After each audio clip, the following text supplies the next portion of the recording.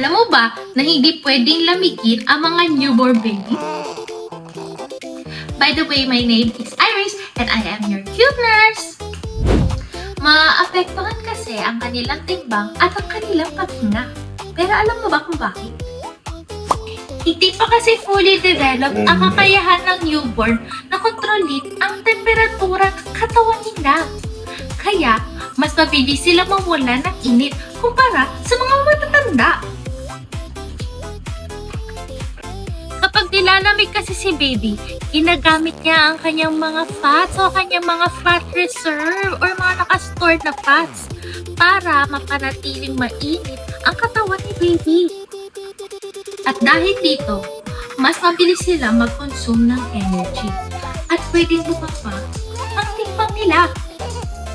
At ang mas delikado dito, kapag naubos ang energy reserve nila, maaari silang mawalan ng energy or lakas para tumili o kumain.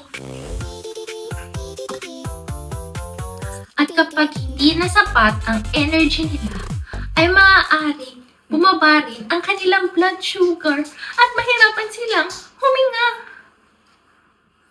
Kaya importante ang tamang bihis, komportableng temperatura at skin-to-skin contact para mapanatiling warm at safe si baby.